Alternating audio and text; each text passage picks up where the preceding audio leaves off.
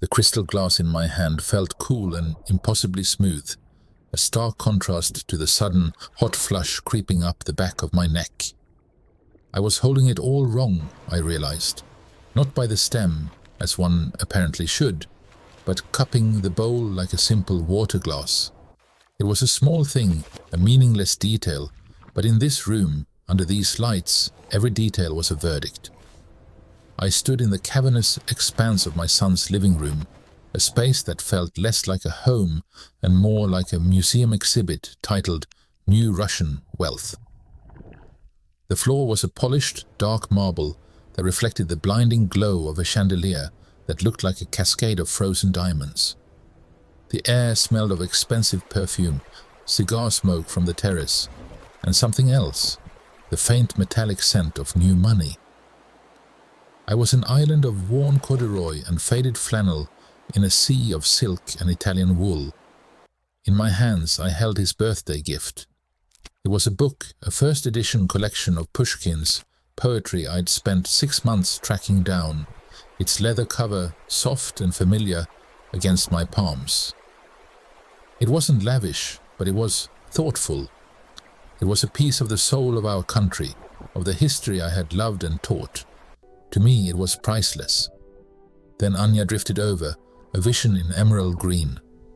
Her smile was a perfect, practiced curve, but it didn't reach her eyes. Those remained as cool and assessing as the marble floor. "Pavel, you made it," she said, her voice a silken purr. Before I could even extend the gift, her hand darted out and plucked it from my grasp. Her fingers, adorned with rings that probably cost more than my annual pension, brushed against mine, a dismissive, fleeting contact. She didn't look at the book. She didn't admire the binding or ask what it was. She weighed it in her hand as if judging a piece of fruit for ripeness. Then her gaze flicked back to me, and that pitying smile returned, wider this time. "Oh, Pavel," she sighed, her tone dripping with a condescension so thick you could almost see it. "You really shouldn't have. You shouldn't have strained your pension for this." She gave the book a little dismissive shake. "Really, we have everything we need. You should be saving that money for yourself." The words hung in the air, not loud but somehow silencing the murmuring conversations around us. They were a public declaration, a branding, pensioner, poor, a charity case. From the depths of a massive leather armchair that looked like a throne, a low, rumbling chuckle emerged. Boris, Anya's father, the oligarch. He didn't bother to look up from the phone in his hand. He simply addressed the room. Or perhaps the universe, his voice a gravelly boom that commanded attention. "Let the staff handle the gifts, old man," he said, still not granting me a glance. "You might break a hip trying to be useful." A wave of quiet, tittering laughter rippled through the assembled guests. The men in their sharp suits, the women glittering like jewels. They all looked at me and then quickly away, sharing amused glances with one another. I was the evening's entertainment, the harmless, slightly pathetic old fool who provided a moment of gentle mockery. The insult was not in the volume, but in its absolute, unassailable nature. It was delivered with the casual cruelty of those who are so far above you that you are not even a person, but a prop. I felt my jaw tighten, the muscles along my shoulders coiling into hard knots, but I did not let it show on my face. I let my shoulders slump just a fraction more. I allowed a faint, confused smile to touch my lips, the expression of a simple man who isn't quite sure he's being insulted. I looked down at my scuffed shoes, a perfect picture of embarrassed humility. Inside, however, a different man was standing up straight. A man I had kept buried for 30 years. That man was not humiliated, he was assessing. He noted the precise pitch of Anya's voice, the specific angle of Boris's dismissive posture, the way my own son, Alexei, stood across the room, his face a conflicted mask of discomfort and forced amusement as he pretended not to hear. The old analyst in me was already filing it all away. The psychological profile was being sketched in the fire of my own quiet fury. They saw a harmless, impoverished fool. They saw the mask I had so carefully crafted for my retirement. They had no idea that the man they were laughing at had once built and dismantled entire lives with nothing but a pen, a file, and the terrifying power of information. The book in Anya's hand was not just a collection of poems. In that moment, it felt like the first silent page of a war they didn't yet know had begun. The silence in my small apartment is a different kind of sound. It's not empty. It's full of memory. It's the hum of the old refrigerator, the distant traffic on the street below, the slow, deliberate tick of the clock. My wife, Lena, bought for our 5th anniversary.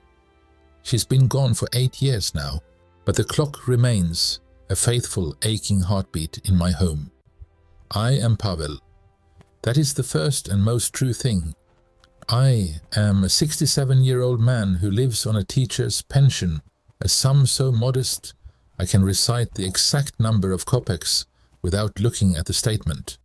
To my son, Alexei, and his beautiful, sharp-edged wife, Anya, this is the entirety of my existence. I am a simple man, a man of frayed sweaters, of cheap tea, of stories about long-dead tsars and forgotten battles. I am to them a relic, a charming, slightly embarrassing piece of their past that they feel obligated to maintain, like a museum exhibit they occasionally visit out of a sense of duty. They provide this apartment. 2 small rooms in a Khrushchev-era building, the paint on the balcony perpetually peeling. They speak of it as if it were a grand charity, a palace they have bestowed upon me. Anya, with that polished smile that never reaches her eyes, once called it my little nest. She said it while adjusting a vase of flowers that cost more than my weekly groceries, her gaze sweeping over my simple furniture as if taking inventory of my poverty. I simply nodded, my eyes wide with what she took for gratitude. I let her believe it. They have no idea. They see the history teacher. They see the man who can talk for an hour about the geopolitical intricacies of the Congress of Vienna. They do not see the 30 years that came before the classroom. They do not see the man who was a senior analyst for the FSB's counterintelligence division. My world was not made of chalk dust and textbooks, but of encrypted cables, of psychological dossiers, thicker than novels, of shadows that stretched across continents. My specialty was legends, not the kind found in storybooks, but the kind built in secret rooms with soundproofed walls. I was an architect of identities. I took men and women and I erased them, and then I built new people from the ground up.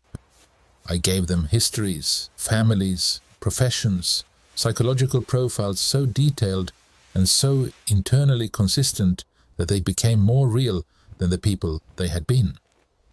I wove their cover stories into the very fabric of their beings until they could pass a polygraph test believing their own lies.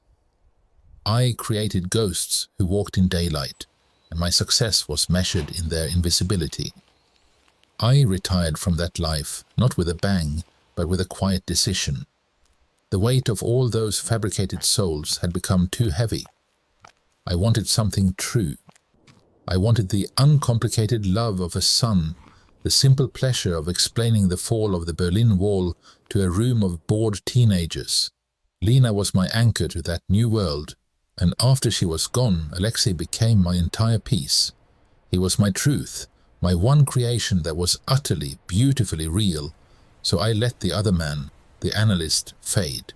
I buried him under lesson plans and pension statements. I became the man they expected me to be, the poor, naive father. But now I watch. I watch the way Boris, Anya's father, looks at my son. It is not the look of a father-in-law. It is the look of a man assessing a balance sheet. I watch the way Anya's affection is doled out like a currency, always with an expectation of return. I see the subtle pressures, the financial gifts that are really leashes, the condescending advice that erodes my son's confidence. And I play my part. I am the old man who struggles with his smartphone.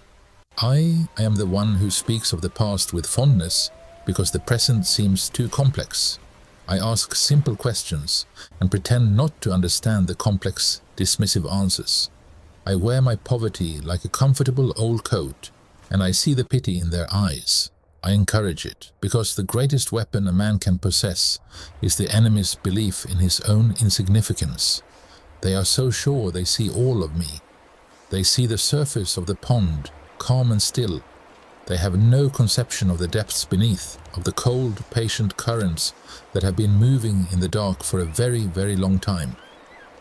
For now, I am just Pavel, the father, the fool. It is a role I play to perfection, waiting in the calm, knowing that a storm always reveals the true landscape.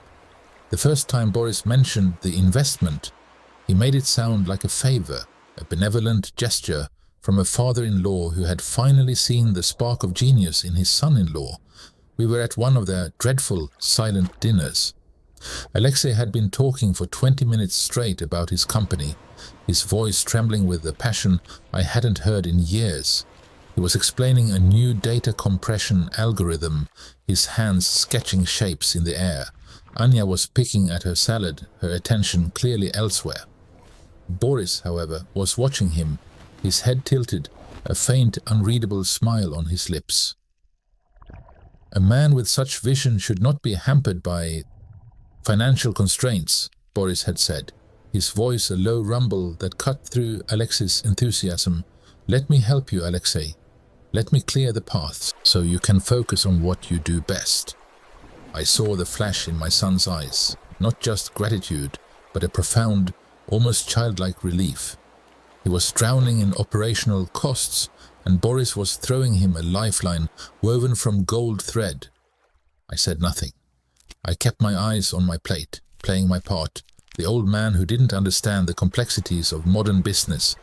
But inside, the old machinery, long dormant, began to whir to life. An investment from a man like Boris is never just an investment. It is a claim. It is the first subtle turn of a key in a lock.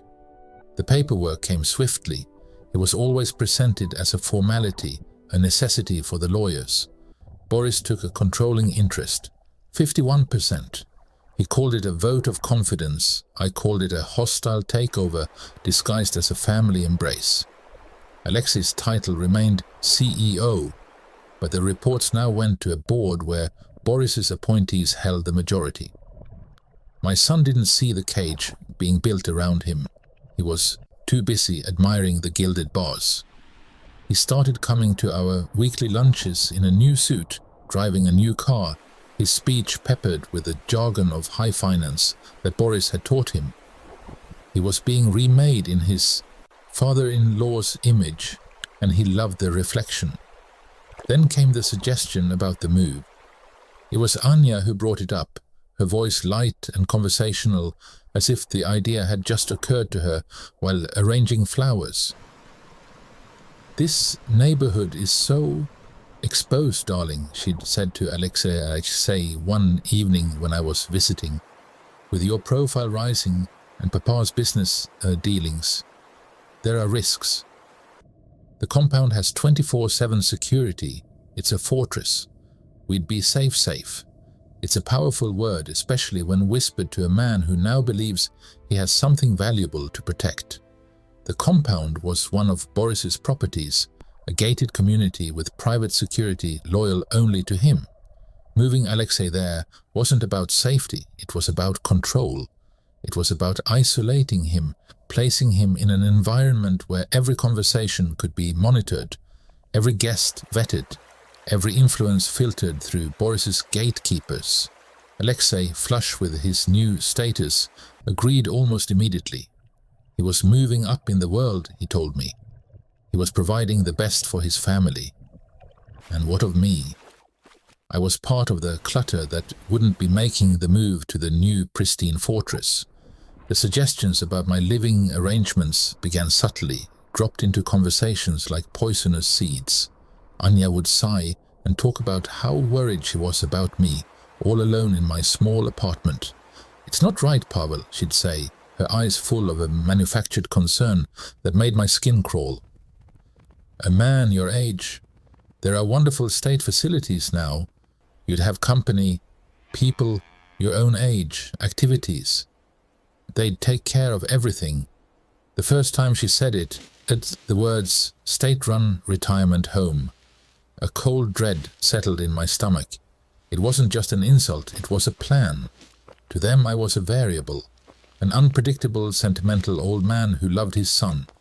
In their world of leveraged buyouts and asset stripping, love is a vulnerability. They needed to neutralize me, declaring me incompetent, having me quietly and legally shuffled off into a state facility where my voice would carry no weight. It was a clean, elegant solution. I would be out of the way, and Alexei, already under their financial and physical thumb, would have no one left to turn to.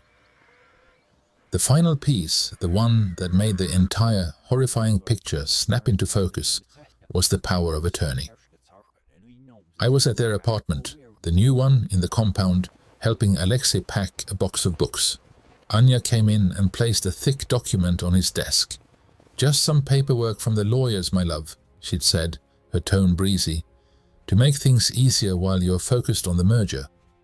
It gives me signing authority on the smaller things. One less thing for you to worry about." Alexei, distracted, barely glanced at it. He was about to pick up a pen. I felt a jolt of pure, undiluted fear. It was the final lock. With that signature, she would have legal control. She could empty his accounts, sign away his remaining shares, and he would be utterly, legally powerless. My hand trembled as I reached for a glass of water, the frail old man once more. "Alexei," I said, my voice deliberately weak, Could you help me with this? My arthritis." He looked up, momentarily irritated at the interruption, but then his face softened. He put the pen down and came over to me. The moment passed. The document remained unsigned, but the trap was now fully visible to me. I saw the pieces they were moving, the financial control, the physical isolation, the legal shackles, and my own planned removal. They were building a prison for my son, brick by a bureaucratic brick, and they were doing it with smiles and assurances. And as I sat there, clutching my glass with feigned weakness, I knew with a chilling certainty that the time for watching was almost over. The ghost of the man I used to be was stirring, and he was starting to get very, very angry. The sound of the phone was an intrusion in the quiet of my apartment. It was a Tuesday. I remember because Tuesdays were when the woman downstairs would play her old vinyl records, the melancholy strains of Soviet-era ballads seeping through the floorboards. It was a sound from another life, a ghost of my own. I picked up the receiver, expecting it to be Alexei checking in, performing his weekly duty with the same distracted affection he'd shown for months. But his voice was different. It wasn't just strained, it was hollowed out. The confident timbre he'd cultivated, the one that mimicked his father-in-law's booming authority, was gone. In its place was the raw, thin sound of a man who has just seen the trap close around him. "Papa," he began, and the word was a plea. He didn't waste time with pleasantries. He told me about the papers, the final merger documents. Boris had laid them out on his own vast, polished desk, a tombstone for my son's dream. Sign, and Alexei would become a minority shareholder, a figurehead with a title and no voice, a trophy on Boris's shelf. Refuse, and Boris would call in every loan, every line of credit, every cent of the capital he'd generously infused into the startup. It would be instant, total bankruptcy. The life he'd built, the beautiful apartment, the cars, the respect. It would evaporate before the ink was dry on the legal notices. "I don't have a choice, Papa," he said, and the defeat in his voice was a physical weight, pressing down on both of us through the telephone line. And that's when it happened. The click. It wasn't a loud sound. It was internal, a silent seismic shift deep within the architecture of my mind. It was the sound of a door, long sealed and forgotten, swinging open on well-oiled hinges. As my son's defeated words hung in the air, another voice echoed beneath them. It was my own voice, but from 30 years ago, younger, colder, precise. I was standing in a sterile, soundproofed room in Moscow, a map of human vulnerabilities spread out before me, not on paper, but in the faces of the men and women I was briefing. Remember, my younger self said to the agents, their faces grim and focused, "The most elegant cage is not made of bars. It is made of debt. Financial dependency is the most effective prison ever devised. It makes the prisoner complicit in his own captivity. He will police himself, he will justify his own confinement, because the alternative, the utter ruin you hold over him, is a terror greater than any physical pain." I had said those words. I had built operations around that very principle. I had watched proud men and women break, not under torture, but under the slow, inexorable pressure of financial annihilation. I had been an architect of such cages. And now, the lesson from my old life, a lesson I had authored, was being used to destroy my new one. Boris wasn't a brilliant strategist. He was a crude apprentice using a master's tool, but the tool was still lethally effective. He was using my own textbook to dismantle my son. The switch flipped. I felt it happen. A lifetime of forced gentleness, of playing the humble poor pensioner, of weathering insults with a soft smile. It fell away like a discarded costume. The heat of anger was there, yes, a flash of pure paternal fury. But it was instantly quenched by something far more potent and familiar, a glacial, analytical calm. The world didn't narrow in rage, it sharpened into perfect, horrifying focus. The kindly, slightly bumbling history teacher named Pavel ceased to exist in that moment. He was a character I had played for my son's benefit, for my own peace. But the peace was a lie. The man who remained, the core of who I had always been, was the senior analyst, the strategist, the ghost. I looked around my sparse apartment, the chair, the chipped teacup, the fib, the threadbare armchair, the small stack of history books. It was all a stage set, a carefully constructed legend, a deep cover identity I had built for myself, and I had believed in it so completely I had almost forgotten the man who built it. "Papa, are you there?" Alexei's voice was small, worried by my silence. "I am here, Alexei," I said. My voice was different. The slight quaver I'd allowed to creep in over the years was gone. It was flat, steady, the voice of a man assessing a problem. I told him not to sign anything, not to do a thing, to wait. I hung up the phone, the plastic receiver cool in my hand. The Tuesday music from downstairs had stopped. The apartment was utterly silent. I walked to the window and looked out at the mundane view of the courtyard, but I didn't see the washing lines or the children playing. I saw a battlefield. I saw hostile assets, operational security, and a primary target, my son, in need of extraction. The naive father was a costume I could no longer wear. It was time for the ghost to go to work. The silence in my apartment was always absolute, but tonight it was different. It wasn't the quiet of an empty life. It was the stillness before an operation. I stood in the center of my single room, the worn floorboards cool beneath my bare feet, and I let the old man fade away. For 30 years I had been Pavel the teacher, Pavel the father, Pavel the pensioner. These were identities I had built with care, layer upon layer, until they felt more real than the man who had created them.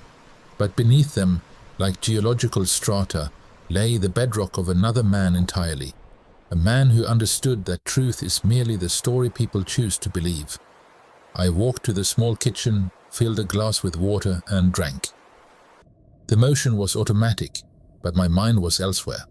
It was detaching, compartmentalizing. The hurt father receded into a locked room, and the analyst took his place at the command console. The emotional static, the sting of the public insult, The ache of my son's blindness, the cold fear for his future, was filtered out. What remained was pure crystalline data. "This isn't a family," the cold voice in my head stated, a voice I hadn't heard in decades. "It's an operation." The pieces on the board became instantly clear. Boris was not a father-in-law. He was a hostile asset, a target. His motive wasn't simple greed. That was too crude, too emotional. This was consolidation, a strategic absorption. My son's company wasn't just a prize. It was a life raft for Boris's own sinking empire. The investment, the push to the secured compound, the power of attorney, these weren't random acts of cruelty. They were phases of a takeover, standard corporate raiding tactics amplified by personal malice. And Anya, my sweet, condescending daughter-in-law, she wasn't a wife, she was the primary agent in the field. Her mission? To secure the target's trust and facilitate the asset transfer. Her weapon? My son's love for her. It was a brilliant, brutal play. They saw me as a non-factor, a piece of environmental clutter. Their leverage over me was my own perceived insignificance. They believed I had no power, no resources, no will. A faint, grim smile touched my lips. That was their critical error. I moved to the single window, looking out at the drab courtyard below. My mind was no longer in this small apartment. It was building a psychological profile. Boris was a man of ostentatious wealth, which meant he was deeply insecure. He needed to dominate, to consume, to prove his worth by owning others. That kind of man always has debts, not just financial, but psychological. He makes powerful enemies. He cuts corners. He leaves a trail. Anya was driven by a different pathology, a sense of entitlement, bred by her father's wealth, mixed with a deep-seated fear of losing it. She was the perfect instrument, ambitious, loyal only to the source of her status, and utterly convinced of her own superiority. She would be meticulous, but she would also be predictable. Greed would be her compass. The plan began to form, not in a flash of inspiration, but like a complex algorithm resolving itself line by line in my mind. It would not involve confrontation. Not yet. Fists and shouts were the tools of the desperate and the stupid. My tools were silence, patience, and information. I needed proof of malicious intent. I needed to find the pressure points in Boris's empire, the cracks in his foundation. And I needed to turn their greatest advantage, their belief that I was a harmless old fool, into a weapon. I would become a ghost. I would move through their world unseen, using the very cloak of my insignificance to observe, to listen, to gather. I would have to reach back, into the shadows. I had contacts, names buried deep in memory, men and women who traded not in money, but in favors and information. They were ghosts like I had been. It was a risk. To wake that part of my life was to invite old dangers, but to do nothing was a far greater danger. It was the extinction of my son's future. I turned from the window. The man looking back at me from the faint reflection in the glass was a stranger. His eyes were flat, devoid of the gentle confusion I usually cultivated. His posture was straight, the subtle slump of age gone. Pavel, the retired teacher, was gone. In this room now was the strategist, the architect of legends. The mission was clear: infiltrate the operation, gather intelligence, identify the hostile assets' vulnerabilities, and then execute a counter-operation so precise and devastating that they would never see it coming until their own carefully constructed world collapsed around them. I sat down at my small wooden table. The first phase was reconnaissance, deep, thorough, and utterly silent. The ghost from my past had been summoned, and he was ready to work. The old man was gone. The moment my son's defeated voice faded from the phone, The last vestiges of that gentle retired teacher named Pavel evaporated into the stale air of my apartment. In his place stood the ghost of a man I had buried 30 years ago. The cold analytical machinery of my former life booted up in my mind, silent and efficient. This was no longer a family dispute. It was an operation, and Boris was the target.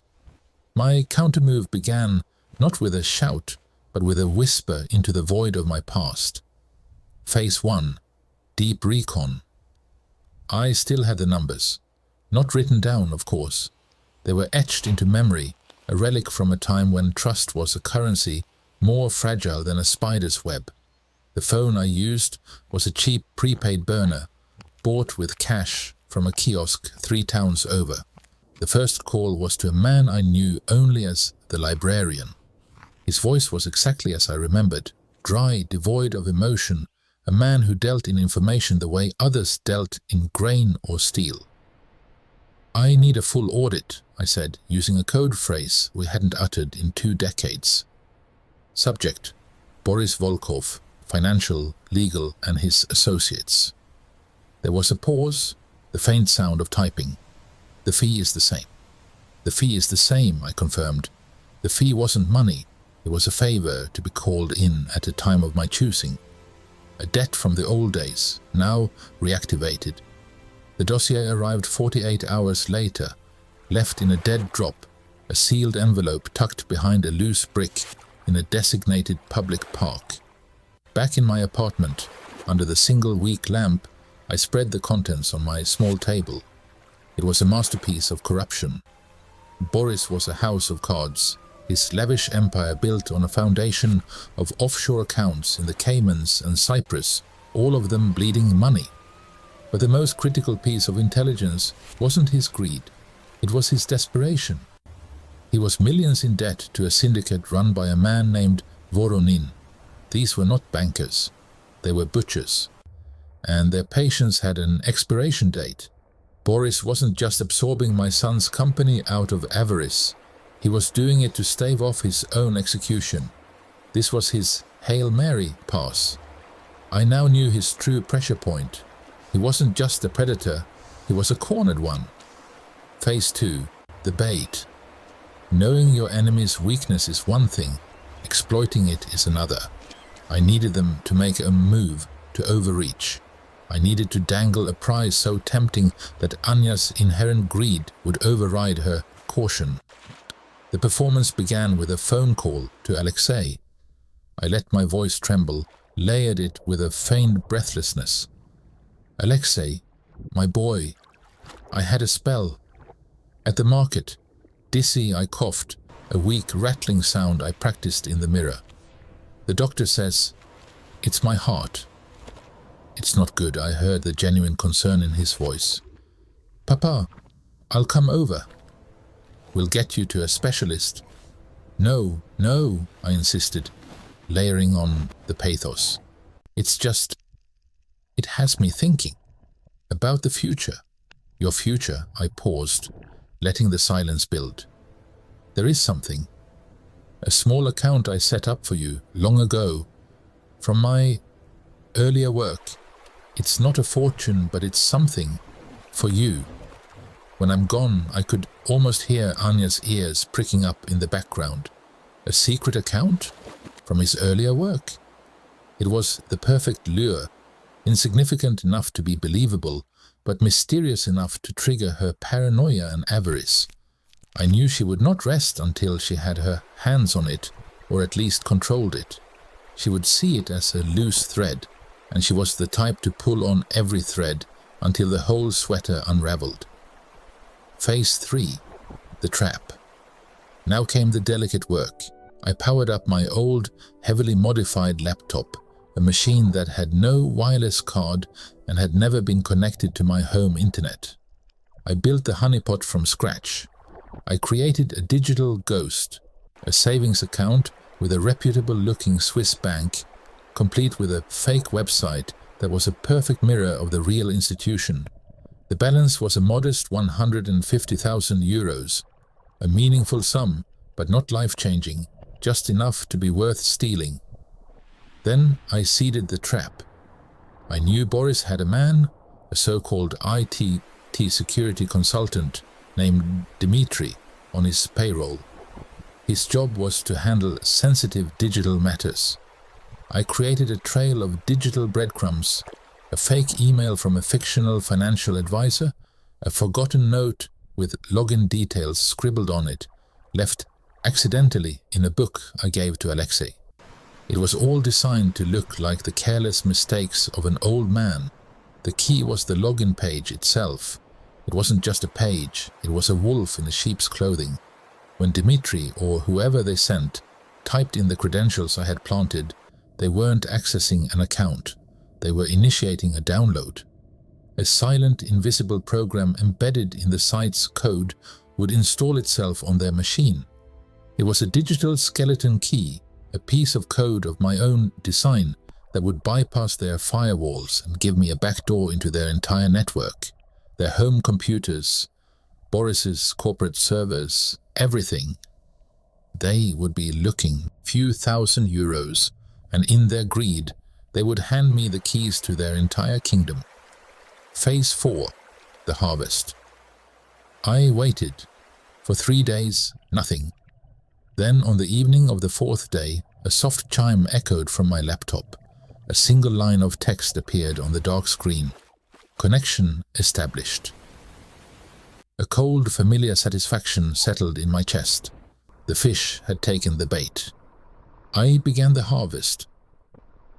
It was a methodical, silent plunder. My fingers flew across the keyboard, navigating their digital lives as if I were a ghost walking through their homes. I copied everything. I found Boris's private encrypted emails to the Voronin syndicate, pleading for more time, his tone increasingly desperate. I found the drafts of the legal petition Anya was preparing, seeking to have me declared mentally incompetent so she could gain control of my affairs, including my fictional savings account.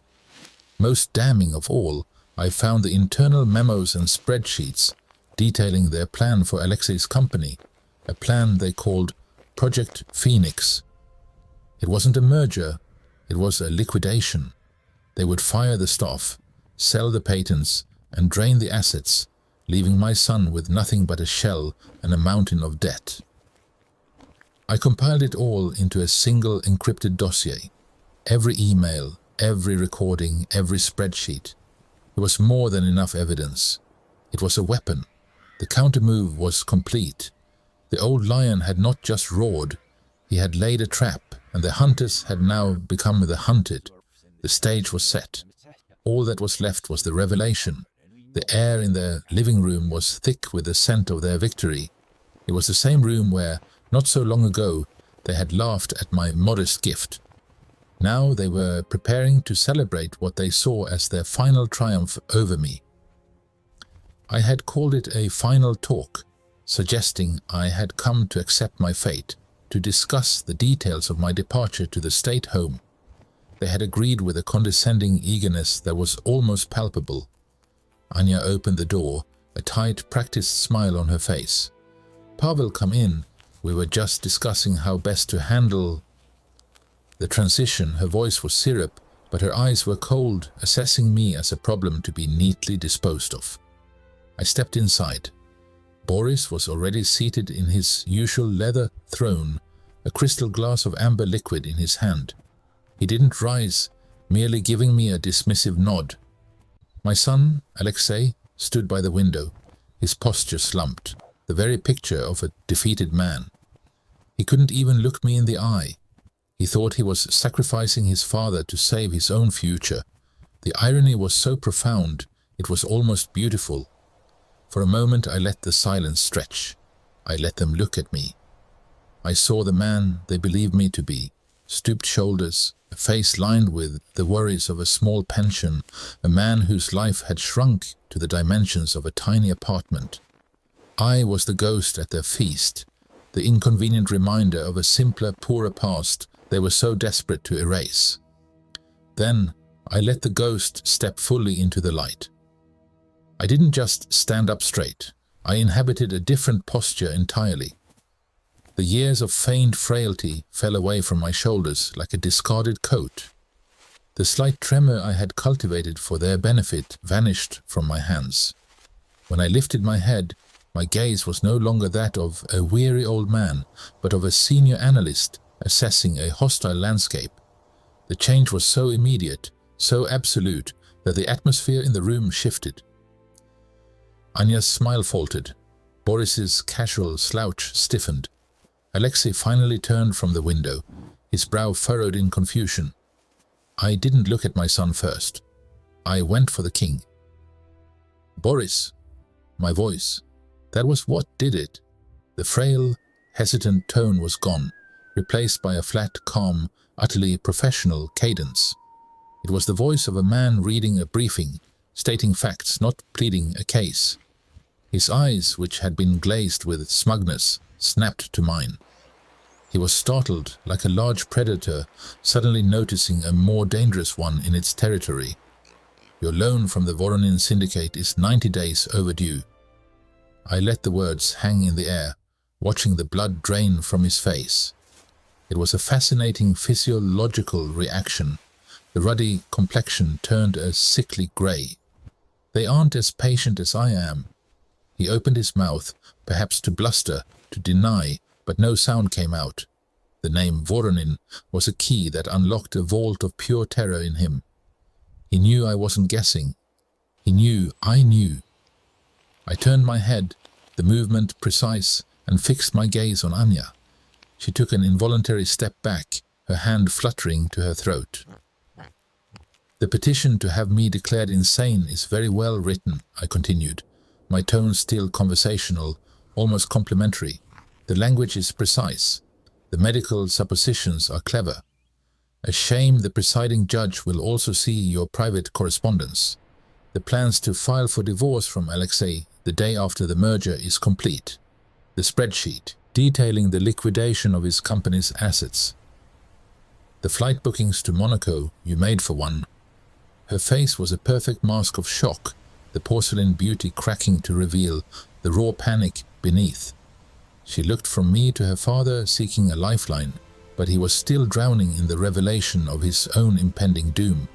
Finally, I let my eyes settle on my son. His expression was a heartbreaking mosaic of confusion, dawning horror, and a desperate pleading hope that he was misunderstanding. They weren't marrying you, Alexei, I said, and for the first time a sliver of emotion entered my voice. It wasn't anger, it was pity. It was the sorrow of a father having to show his child the ugly truth of the world. They were acquiring you. The silence that followed was deafening. It was the sound of their entire world, their carefully constructed illusion of superiority and control, shattering into a million pieces. I reached into the inner pocket of my worn jacket and pulled out a slim black dossier. It was not thick, but its contents were dense, lethal. I placed it on the glass coffee table between us with a soft, final thud. The sound echoed in the silent room. This, I said, my finger resting on the cover, is who I was. Not a poor teacher, not a harmless old fool. For 30 years before that, I was an architect of identities. I built lies for a living, lies so perfect they became truth. I know a manufactured reality when I see one, because I used to create them. I looked at each of them in turn. The terrified oligarch, the exposed agent, my stunned son. And this, I concluded, my voice dropping back to that calm, deadly professional tone, is the only warning you will get. The game is over. You lost the moment you decided to play. I didn't wait for a response. I didn't need to see the rest of the collapse unfold in real time. I had seen the fracture points. I had applied the precise pressure, and I knew the entire structure would now implode under its own rotten weight. I turned and walked out of the room, leaving the dossier lying on the table like a silent bomb, and them standing amidst the ruins of their own arrogance. The silence in the room after I finished speaking was thicker than the Siberian frost. It wasn't the quiet of peace. It was the vacuum left after a bomb has detonated, a stillness so profound You can hear the dust of shattered lives settling. Boris did not shout. He did not bluster. The color simply drained from his face, leaving a waxy grey pallor. He looked at the dossier on the table, not as a piece of paper, but as his own death warrant. I had not threatened him with prison or the courts. I had handed him a far more immediate and terrifying sentence. The attention of the Voronin syndicate. Men who did not send legal notices, they sent cleaners. His hands, usually so steady when signing documents that ruined lesser men, trembled as he reached for the merger papers. He didn't just sign them away, he tore them, a frantic, desperate violence in the gesture, the sound of ripping vellum like a gunshot in the quiet room. He looked at me, and for the first time he truly saw me. He saw the ghost I had been for 30 years, and the sheer, chilling competence behind my eyes. Without another word, he turned and fled the room, a man running for his life. I later learned he was on a private jet to a country with no extradition treaty within 2 days. He was not a predator anymore, he was prey, and he knew it. Then my focus shifted to Anya. She was still standing there, her carefully constructed mask of superiority lying in shards at her feet. The revelation of her divorce plans, laid bare in her own emails, had eviscerated her. She wasn't a cunning agent anymore. She was a stranded asset, her primary handler gone and her cover blown to hell. She tried to speak, to summon some of her old condescension, but her voice was a thin, reedy thing. Alexei, you can't believe. This is all some fantasy your senile father has. But Alexei was no longer listening to her. He was looking at me. His gaze was a journey. It traveled from confusion through the shock of the revelations, and finally settled on a raw, awestruck understanding. He was not looking at the simple, slightly embarrassing father he thought he had to care for. He was seeing the strategist, the architect, the ghost, who had been living in plain sight, watching over him all along. The man who had just dismantled a hostile takeover of his life with the quiet precision of a master clockmaker. He took a step toward me, his eyes wide, his voice barely a whisper, yet it filled the entire cavernous room. All this time, Papa. Those 4 words held a universe of meaning. They were an apology for every dismissive comment, every patronizing smile, every time he had treated my life as a small, insignificant thing. They were a question about the 30 years of silence, the hidden strength, the sacrifices I had made to give him a normal life, a peace I had never truly known myself. And they were a statement of awe, the realization that the lion he had mistaken for a harmless old house cat had just driven a pack of hyenas from his door. I held his gaze. There was no need for a long speech, for justification or explanation. The dossier on the table was my testimony. The fleeing oligarch was my evidence. The broken woman standing slack-jawed nearby was my verdict. I simply nodded. A single slow, deliberate dip of my head. It was an affirmation. Yes, all this time. It was a confirmation. Yes, I am who they say I am. And it was a declaration. The mask is off. In that nod, I shed the skin of Pavel, the retired history teacher, the pensioner, the humble father. I did not become my old FSB self again. That man was long gone, a tool I had used out of necessity. Instead, I became something new, something fused. A father who was also a protector, a teacher who was also a strategist. The 2 halves of my life, so violently separated for decades, finally clicked together into a single coherent whole. The ghost was no longer a secret to be kept in the dark. It was a guardian to be acknowledged in the light. The pretense was over. The game was done. All that was left was the truth, stark and undeniable, hanging in the air between us, and the long, complicated work of building a new relationship upon its unshakable foundation. The amber liquid in the glass caught the last of the evening sun, throwing a warm, honeyed light across the polished surface of the desk. It was a good desk, solid oak, no longer the cold, impersonal slab of glass and steel that Boris had insisted upon. This one was Alexei's. Everything in this corner office was his now, truly his. The air itself felt different, lighter, cleaner, no longer thick with the unspoken threat of a hostile takeover. Months had passed. Not a huge number, but enough for the raw, jagged edges of betrayal to have smoothed into something manageable, something we could both look at without flinching. Alexei's company wasn't just surviving, it was thriving. The innovation that had first attracted Boris's parasitic interest was now, freed from his suffocating control, blossoming. They'd landed 2 major government contracts and were expanding into 3 new international markets. My son, my brilliant, ambitious son, was no longer a puppet prince in a gilded cage. He was the architect of his own kingdom. And I had a new role. A consulting position, my son had called it, with a wry, knowing smile. Corporate security advisor. The title was bland, purposefully so. It sat on a simple business card next to my old battered history books. No one in the company knew what it truly meant. They saw a quiet older man, the boss's father, who occasionally reviewed security protocols and sat in on high-level meetings, mostly silent.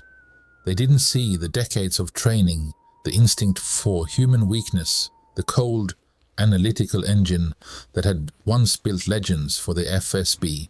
They didn't need to see it. That was the point. I used only a fraction of it now, a sliver of the old power. I designed digital tripwires, far more sophisticated than the one that had ensnared Anya. I vetted new partners, not with credit reports, but by reading the subtle tells in their biographies, the gaps in their professional histories that hinted at deeper, more dangerous allegiances. I taught Alexei how to see the patterns I saw, not to make him paranoid, but to make him powerful, to arm him with a sight I possessed. We were rebuilding our relationship brick by brick, but the foundation was no longer the fragile fiction of a simple retired father. It was truth. It was the unshakable knowledge of who I had been and who I had chosen to become again for him. He pushed a glass towards me now, the ice cubes clinking softly. A fine Armenian brandy, a world away from the cheap vodka we used to share in my old apartment. We didn't speak. The silence between us was a living, comfortable thing. It wasn't the heavy, disappointed silence of before, when he saw only my poverty and I saw only his blindness. This was a silence of understanding, of shared history, both the good and the terrible. I looked at him, really looked at him in the quiet glow of the desk lamp he'd switched on. The tension was gone from his shoulders. The faint, perpetual worry line between his brows had softened. He was leaning back in his chair, not hunched forward as if awaiting a blow. He was at peace, and in his peace I found my own. The ghost, as I thought of my past self, was not gone. It would never be gone. You cannot unleave a life like mine. The instincts were still there, the cold calculus that could assess a threat in a heartbeat, the part of me that could build a perfect lie or dismantle one with equal ease. But it was no longer a secret festering in the dark, a shameful part of my history I had to hide. It was a tool, a guardian. It sat in this room, with us not as a spectre of a violent past, but as a silent sentinel for a peaceful future. It was the part of me that ensured no one would ever again mistake my son's kindness for weakness, or my quiet presence for irrelevance. He raised his glass slightly, a small, almost imperceptible gesture. I mirrored it. No toast was necessary. The toast was in the quiet hum of the building around us, in the independent future that stretched out before him, in the simple, profound fact that we were here together, in the truth. The mask was off, and the man who remained was finally, completely, his father. The silence in my son's new office is a different kind of quiet. It's not the tense, fragile silence of a man walking on eggshells around his powerful father-in-law. It's the deep, earned quiet of a battle won, of a foundation finally set on solid ground. Alexei sips his whiskey, his gaze steady on me. There are no more secrets between us. The ghost that lived in the small apartment, the one who wore the mask of a poor, simple father, is now sitting here in the light. And that is the heart of it all, isn't it? The moral of this story, if a story like this can be boiled down to something so simple. Never mistake a lion's peace for weakness. For years, that's exactly what they did. Boris, with his oligarch's swagger, saw an old man with a modest pension and a cheap gift. Anya saw a relic to be managed, then discarded. They saw the calm surface of the water and assumed there was nothing but shallow, placid emptiness beneath. They never imagined the depths, the cold, patient currents that had been shaped by decades of navigating far more dangerous waters than their gilded drawing room politics. A lion that chooses not to roar is not a lamb. He is simply waiting. He is assessing the wind, the terrain, the weaknesses in the herd. His silence is not submission, it is strategy. And that leads to the second, equally important truth. Never ever believe the mask is the man. I wore that mask for my son. I wore it for the peace I thought I had earned. I became Pavel, the retired history teacher, so completely that I almost forgot the man who came before him. I let the edges of that other self soften and blur. I let my hands develop the slight tremor of age. I let my posture stoop. I perfected the art of being harmless. It was the greatest deep cover operation of my life, and its sole audience was my own family. And they believed it. They saw the frayed collar of my coat, the simple, unfashionable words I used, and they constructed their entire reality upon that fragile facade. They never understood that a mask is a tool, not an identity. The man beneath was always there, watching, learning, and remembering how to break a hostile operation without ever throwing a punch. This is the hardest lesson to learn and the most powerful one to wield. Sometimes the only way to see the truth in others is to let them believe they see all of you. When you present a complete, simple picture of yourself, people stop looking. They file you away in a neat little box in their mind, the poor old father, the harmless fool, and they turn their attention to what they perceive as the real threats, the real players. In my perceived insignificance, I became invisible. I was part of the furniture, and when you are invisible, you hear everything. You see the unguarded glances, the subtle exchanges of power, the true ugly shape of their intentions. Boris and Anya plotted in front of me because they didn't see a mind capable of understanding their game, let alone dismantling it. I gave them the gift of their own superiority, and they used it to hang themselves. So, what is the takeaway from all this? It's not about becoming a spy in your own life.